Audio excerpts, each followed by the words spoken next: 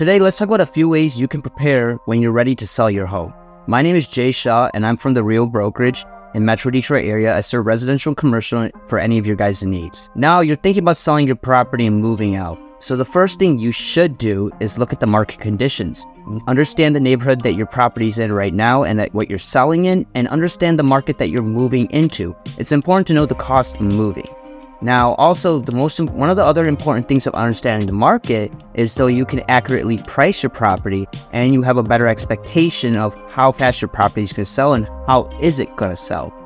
Currently, right now, as of April 2024, in the Metro Detroit area, we are in a seller's market, so the sellers have the advantage here, and you guys could sell your property fast. Move-in ready properties, and they're priced properly. Those properties sell really quickly on the market. I've seen them go within a week.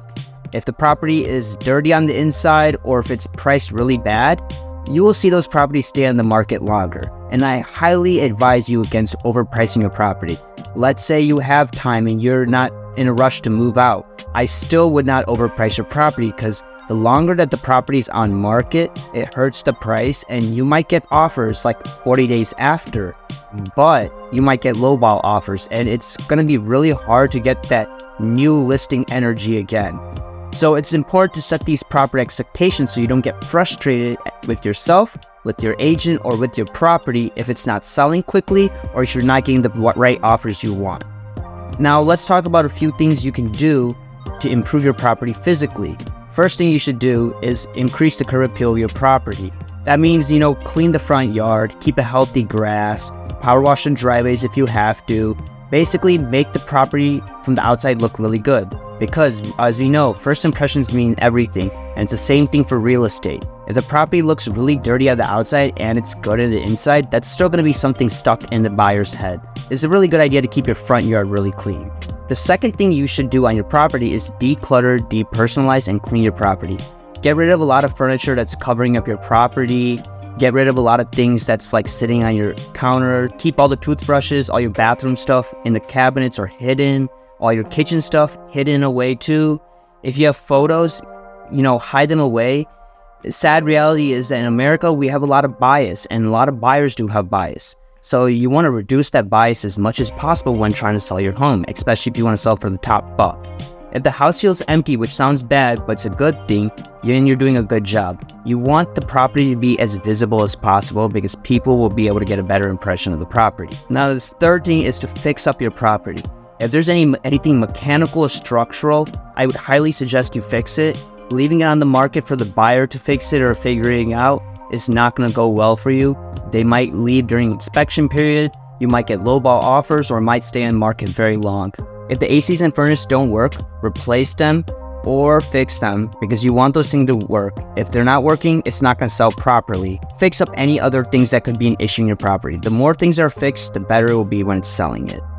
The fourth thing you can do, kind of goes in with the repair part, is to repaint your house or add any touch-ups to the property if there's especially any marks on the wall. You want to keep your property looking nice, and it would smell good if there's refreshed paint in there. Also, if you're going to be painting, try to use neutral colors. You don't want to be doing anything flashy because it will deter buyers. If your property is neutral colors, you're opening yourself up to appeal of more buyers than if it's a different color. Next thing I'm going to talk about is staging your house. You can do this by a professional stager, or you can do this yourself with your own furniture. I would always recommend staging, but if your property is empty, it's in a lower price market, I wouldn't focus that much on staging because you probably don't need to spend that much money on that. But if your property is in the higher end market and it's empty, I would suggest getting a professional stager. But if you're going to be using your own furniture, make sure your house looks aesthetically good. Now, it doesn't have to be super crazy, like designer-wise, but don't have random furniture in different rooms that don't belong there. What I mean is, don't have a mattress in a living room. Don't have a work desk in a living room either, right? You want to have a desk in an office, a bed in a bedroom. So those type of things matters.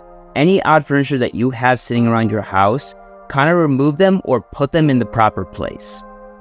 Now, the sixth thing I'm going to talk about here is professional photos.